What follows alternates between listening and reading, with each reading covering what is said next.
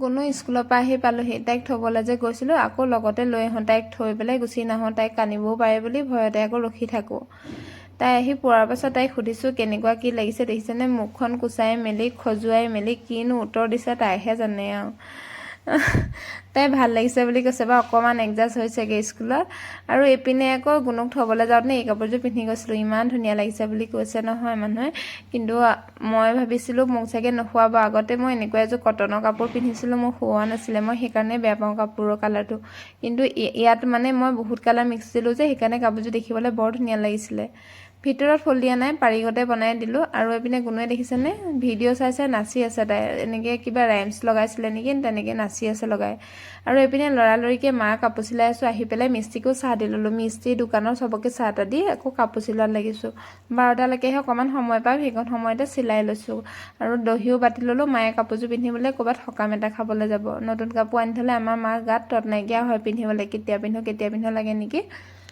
লগতে আকৌ কটন কাপোৰ এযোৰ বনাইছিলোঁ, কালি ভিডিঅ'ত দেখাইছিলোঁ যে, সেই কাপোৰযোৰ আকৌ তলত লেচ এটা লগাই ল'লোঁ। চাদৰখন কমপ্লিট হ'ল, মেখেলাখনৰ তলতে লেচ এটা লগাই লৈছোঁ। এনেকৈ ব্লেক কালাৰ দেখিবলৈ বৰ ধুনীয়া লাগে। তাৰপিছত আজৰি হৈ মেলি আহি এয়া আকৌ সন্ধিয়া সময়ৰ ভিডিঅ' দেই। তাৰ মাজতে ভাত পানী বনালোঁ, দিলোঁ, খালোঁ, ধুলোঁ, আজৰি হ'লোঁ। কেটলি পিঠা বনাবলৈ এনেকৈ চালি ল'লোঁ, ধুনীয়াকৈ সানি মেলি যোগাৰ কৰি থৈছোঁ, সন্ধিয়া বনাম। তাৰপিছত কপৌফুল ফুলিলে দেখিছে নাই আমাৰ।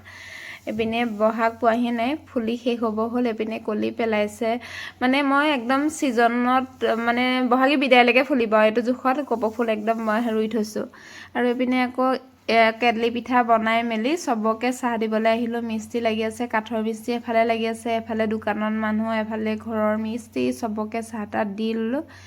দি লৈ পেলাই আজৰি হৈছোঁ। আৰু এইপিনে মই ইহঁতক জোকাই আছোঁ। মই ইহঁতক কৈছোঁ যে আমাৰ ঘৰত কাম কৰা মানুহ 3জনী কোনো একো নক'লে আমাৰ কোনো মুখখন লাওপাত কচুপাত, গম পায়নে। আৰু এনেকৈ ইডলি বনাই খাই কোনে ভাল পায় বাৰু ক'বচোন। মই যে ইমান ভাল পাওঁ গৰমে গৰমে খাই, লাল চাহ একাপৰ লগত চেনি নিদিয়াকৈ। আৰু এইপিনে চাওকচোন, আমাৰ আকৌ আজি অমিত চিমেণ্টৰ পৰা আকৌ এটা গিফ্ট আহিলে। আজি চেমচাঙৰ এটা টিভি আহিছে।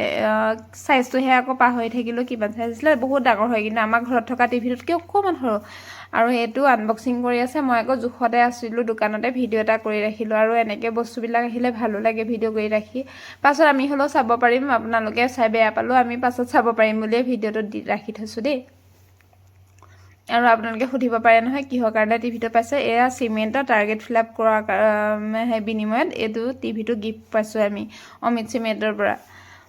আৰু টিভিটো একদম দোকানতে আনবক্সিং কৰিলে। এইটো চেমচাঙৰ হয় দেই টিভিটো। ময়ো ধুনীয়াকৈ চেক কৰি চাই ল'লোঁ, ডেলিভাৰী বয়জন থাকোঁতেনে।